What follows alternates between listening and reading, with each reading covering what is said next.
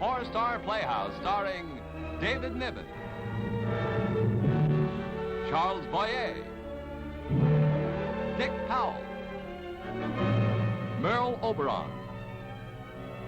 Brought to you by your Singer Sewing Centers from coast to coast and the more than 32,000 members of the Singer organization who make, sell, and service Singer sewing machines.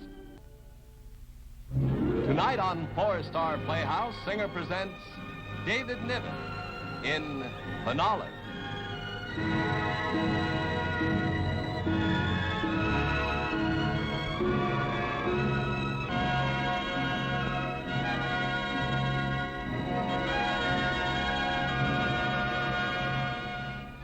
This review's a year old. What have you done since? Oh, nothing. I don't seem to be able to get a part. Any sort of a part. No, I'll tell you why. He's right. You look too much like Roger. Sorry I can't use you, Carlisle. I'm not running a sideshow. I'm putting on a play.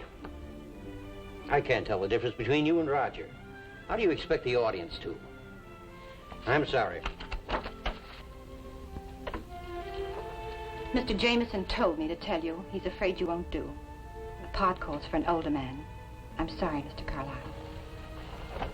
Would you mind walking over to the window? You know, it's uncanny.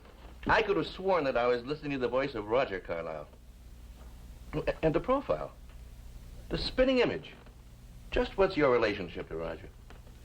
Roger's father and my father were twins.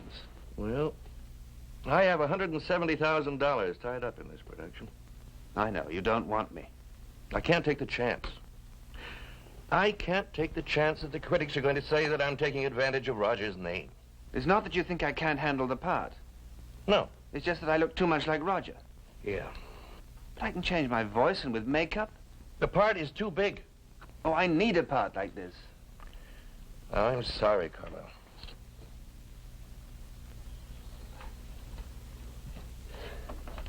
Hi, Charlie. Hello, Steve. Hello, Van. How have you been? Oh, kicking around. Uh-huh. Been a long time. You want something from me, Van? Don't go, Steve. Want to do me a favor? Sure. What? This new play you're putting on is a walk-on, a part of Elsie, I think she said. She? Friend of yours? Mm-hmm. Girl I went to school with. Too old. This is a girl of 20. This is her daughter. Oh, you got her outside? Uh-huh. What's her name? Henrietta. Okay, I'll take her to Colton. He's casting the bit part. Thanks. How's it been going, Steve? I've got competition. Theater's a small world. It certainly is when two actors look almost exactly alike and one's at the top. Makes it tough. Maybe if you'll be my manager instead of Roger's. Maybe you came along too late. I wish I could help you, Steve, but... Yeah, maybe you can. We're right at the top of the up-and-coming season. You must know about lots of spots. Maybe... Well, all you have to do is to ask a favor. Sorry, Steve. I'm no agent. As you say, I'm Roger's manager. I've got to look out for him. Oh, sure. But look, you've got a great talent, Steve. I've seen your work. Your characterizations are excellent. There's a quality that Roger doesn't have? I wasn't going to say that. Of course not. Okay, Van, I think she'll do. Just don't forget it's a favor. Mm-hmm. Steve, have you spoken to Roger lately? No, I guess he's been kind of busy. I'm having cocktails with him at the green room at 6 o'clock. Why don't you join us? All right, thanks. Thank you, Mr. Madden.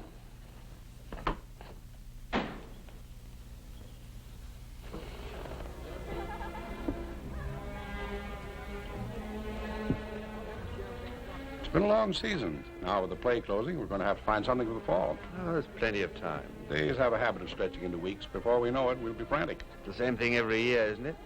Something always turns up. Mm-hmm. Roger, I saw Steve today. Oh? How is my dear cousin? Unhappy. What a pity. But in good health, I hope? He hasn't been working. I know. He asked me to help him. Poor Steve. He lives in a dream world of his own. He's very naive. I invited him here for a drink. I have nothing to say to him, however hard you try to prompt me. He depresses me. Makes me feel so sorry for him. About his working. I've seen him work, haven't you?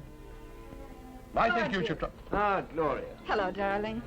You look ravishing. Are you going to have dinner with me? Right away? Right away. And I have to be at the theater early tonight, but there's time. Hi, Van. Hello, Gloria. A thick, rare steak. I'm famished. And then you can drop me at the theater. We ought to wait a few minutes, Raj. Steve will be here. I don't want to rush my dinner. He's your cousin, Roger. I should have thought you'd want to help him. Well, now, you're being naive. Would you rather wait here for him or join us?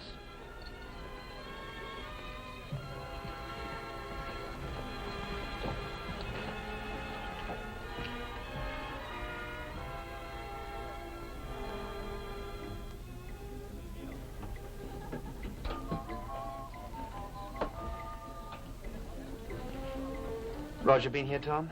He just left with Van. What do you have, Steve? Well, give me a scotch. Make it a double. Mr. Carlyle? Yes? My name's Martell, Francis Martell. I've been wanting to tell you, I think you're a fine actor.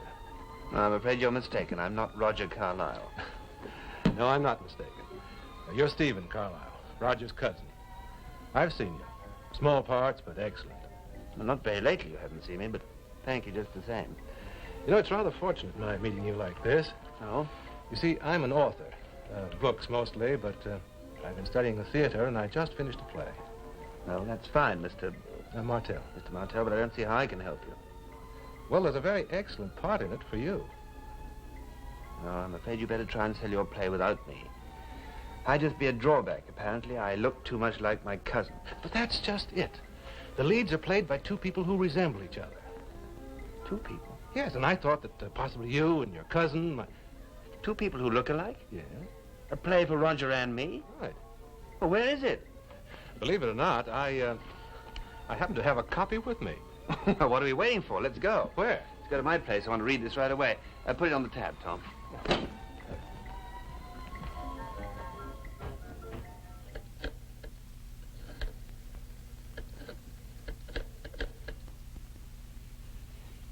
Mr. Van Alden, please. Van, it's Steve. Is Roger there? No, Steve. He's leaving for Connecticut right after the performance. He's spending the weekend there. Look, I found a wonderful play for him. I could take it to him, Steve. I'm leaving tomorrow. Well, that's fine. Now, Van, listen. The last time I saw Roger, he told me he wanted to help me. Well, it's a great part for me in this play, too. I wouldn't put too much faith in what Roger says, Steve. You know how particular he is about choosing his parts. Oh, sure. But he won't turn this one down. He can't. The part's tailor-made for him. Mine is, too. This is the break I need, Van. It's a great chance. All right, Steve. I'll see what I can do. Fine. Thank you. Goodbye. He was a pretty big guy wearing a brown suit. He sat right here next to me on Saturday. Oh, yeah, I remember. No, I haven't seen him, Steve. He's supposed to meet me here. I hope he shows up. You look kind of nervous. Something wrong? No, I'm just expecting to hear from Roger today. Is he back in town? He should be. He's got a show tonight. Well, whatever it is bothering you, up there's his manager. Hi, Steve. Van, now what about the play? Everything you said it was. Great for Roger. Oh, that's wonderful. Now, Martell's meeting me here this evening. We can make all the arrangements. No, Steve. What? Martell won't be meeting you here. Of course he will. I talked to him this morning. But Roger talked to him this afternoon. Well, then everything's fine. No, Steve, it isn't. Roger bought the play from Martell. Bought it? Then I don't understand. What's wrong?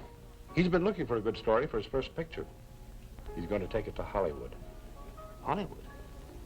On film, Steve, you can do things you can't do on stage.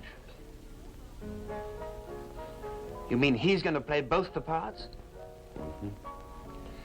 It was a possibility that hadn't occurred to you or to me either. But it was the first thing that occurred to Roger.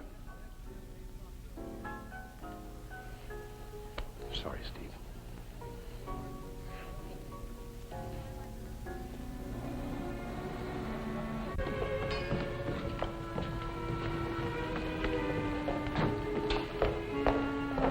Hello, cousin. Ah, Steve. Well, I didn't know you were a fan of mine. It's taken me a long while, really, to appreciate you. A sense of humor, too. It's wearing thin, cousin. Will you excuse us, Van? Sure. I'll be in the car, Roger. What do you want, Steve? I sent you a play that both of us could do. And you bought it for yourself so that you could play both the parts.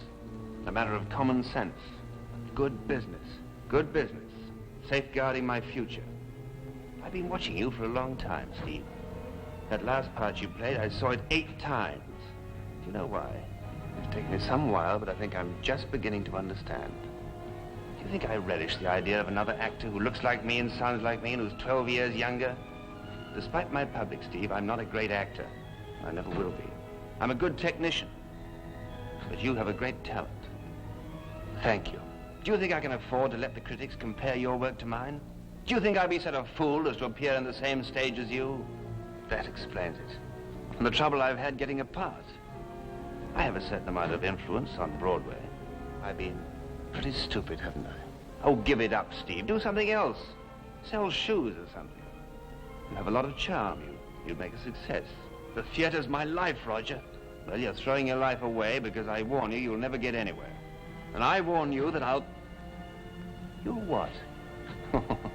Now, don't go melodramatic on me. What are you going to do? Kill me?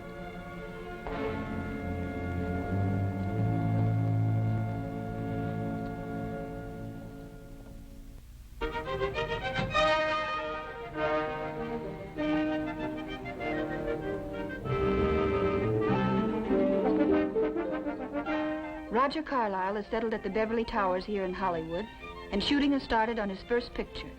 They say this is a magnificent part for him. But Roger isn't on Broadway anymore. Doesn't that make a difference? Look, I'll go on the road. I'll play anything just so long as I can act again. No, Steve, it's no use. I'm afraid Mr. Jameson said no. Matinee idol in 11th day of shooting. Roger Carlyle has captured Hollywood with his disarming manner and popular charm. Why don't you tell me the truth, Madden? We've been over this before. Because Roger told you not to give me a part. Look, I don't care what reason you think I have. Since your quarrel is with Roger, why don't you take it up with him? Maybe I will, Madden. Maybe I will.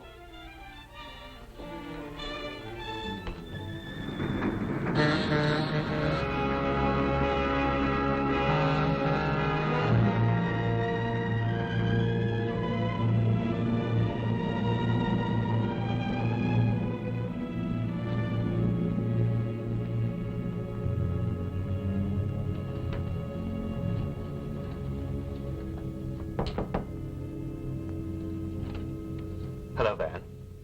Why, Steve. Is Roger in? Mm-hmm. Come on in. Who's there, Van? Well, cousin. What brings you to Hollywood? I want to have a few words with you. I'll be going. I have an appointment. Now, stick around, Van. This won't take long. I know. But I'm late now. Besides, I might need your protection. Don't you see the steely glint in Steve's eye?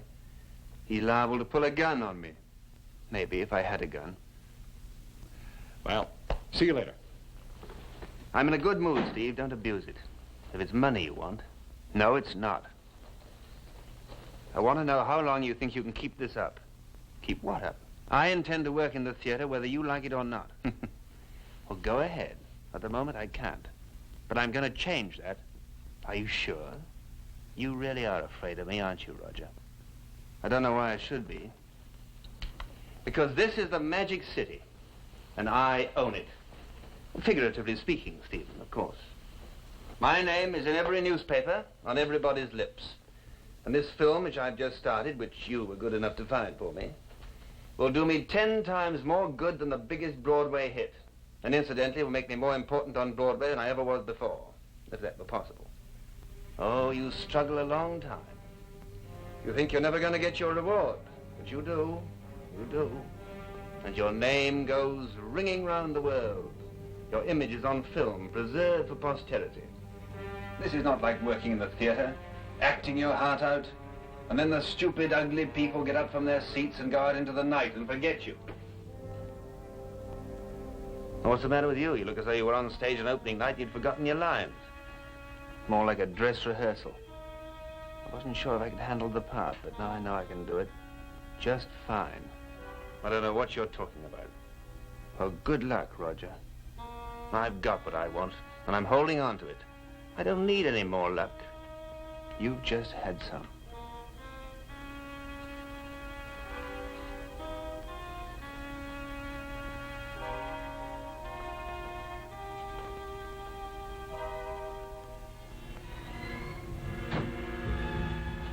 Evening, Mr. Carlyle. Good evening. Oh, your mail. Thanks. Did you want me to have your car put away? No, Mr. Van Orton was using it. The chauffeur put it away. Good night. Good night.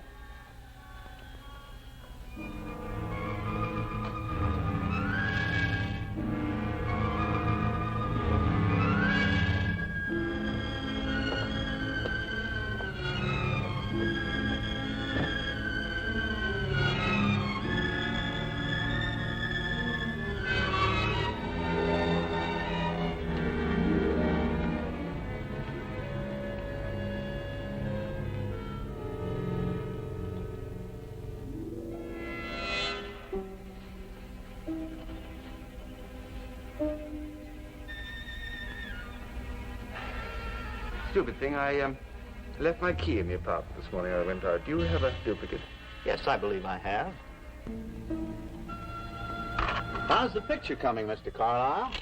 Oh, it's fine, fine. Say, I have a lady friend who's in your picture, Barbara. You know, the cigarette girl in the cafe scene, yes. Well, she asked me if I'd ask you to intercede for her with some of the producers on the... I'm afraid I can't do anything like that. Good night. Well, I'm sorry, Mr. Carlyle. sorry. I hope I haven't been out of bounds. I didn't mean to...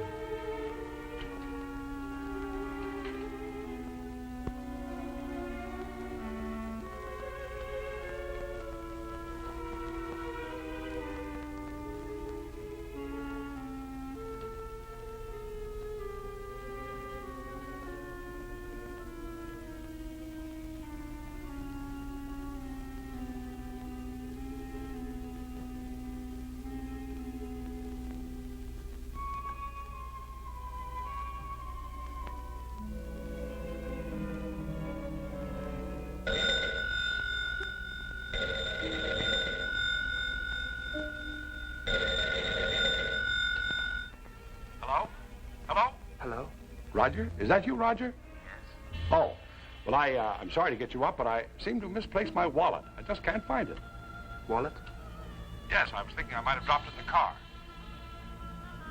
All right. I'll have the chauffeur look for it in the morning. It's late now. There wasn't much money. It was just my driver's license, all those sort of things. All right, all right. Good night.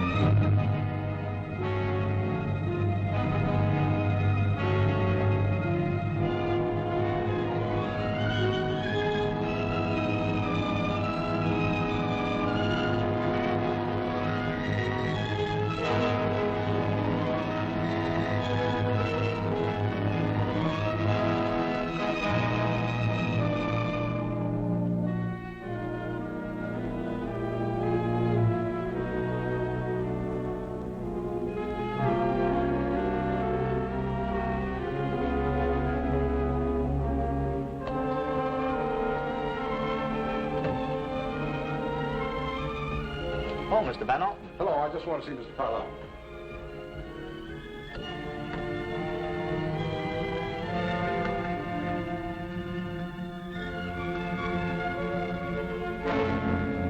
Roger, I hurried right over. You sounded funny on the phone.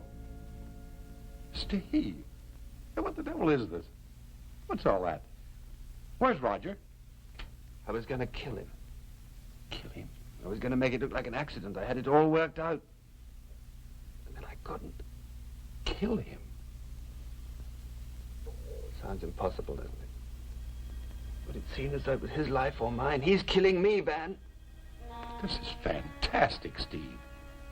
That's no solution. I know. But what am I going to do? I don't know right now, but we'll work it out. We've got to. I'll work it out.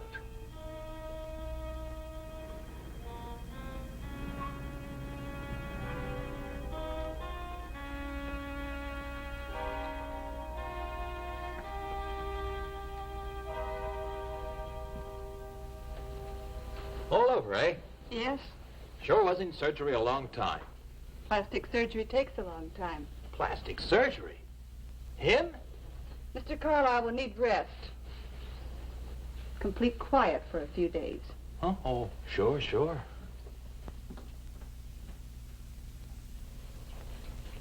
Mr. Carlisle, are you awake, Mr. Carlisle? Yes, nurse. Feeling a little better today? Oh, I guess so. Tell me, what is my face really like? Completely different. Perhaps not as good looking as you were, but I'm sure you'll like it. Oh, if it's different, I'll like it, all right. In about a week, you should be able to get a look at the new Stephen Carlisle. New Stephen Carlisle. Everything new. You'll rest now. Rest is the important thing for you. Plastic surgery, eh? I had a girlfriend once. Hello? Yeah. For you. Me?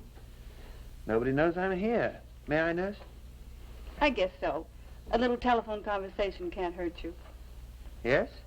Steve, this is Van Alten. Oh, hello, Van. I had a devil of a time tracing you to the hospital. What's the matter with you, anyway? Oh, nothing. I'll be out in a few days. Oh, good. Steve, a terrible thing has happened. Yes, Steve. Roger killed? Are you there, Steve? Yes, I'm here, Van. Steve, I hate to bring this up now, but the studio is frantic. And it's a break for you, too. Really a great break. You see, Roger was just about halfway through his picture, and when I told him about you and how you would step in and finish it because you look just like him, they jumped at it. It's the opportunity of a lifetime, Steve. Steve, what's the matter? Aren't you excited? I thought... Steve, what's the matter?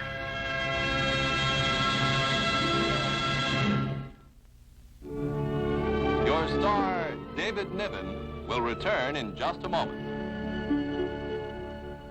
Don't take a chance. Buy a Singer. Singer sewing machines are made, sold, and serviced all by Singer. Made by Singer to give you generations of dependable service. Sold by Singer only at your Singer sewing centers and serviced by Singer trained personnel. Singer prices as low as $94.50. So buy a Singer. Made, sold, and serviced by Singer. It was a pleasure having you with us tonight as guests of the 32,000 members of the Singer organization. We hope that you enjoyed our play. And now we'd like to show you a little preview of next week's performance on Singer Four Star Playhouse. Maybe you don't know who I am. Your father's the district attorney. That's right. He considers gambling illegal in this city. Very. He'd close you up in 2 minutes if he knew about your back room. Look, Mr. Warren, I told you Look, that... Mr. Dante, I know you've got a back room. I know that certain select people gamble there. I came into your place tonight to shoot dice. All right, Mr. Warren. But I think we should understand each other right from the beginning. Sure. If I get in trouble with the district attorney's office because I let you in, you know what I'm going to do? What? I'm going to cry my eyes out. Then I'm going to break your nose.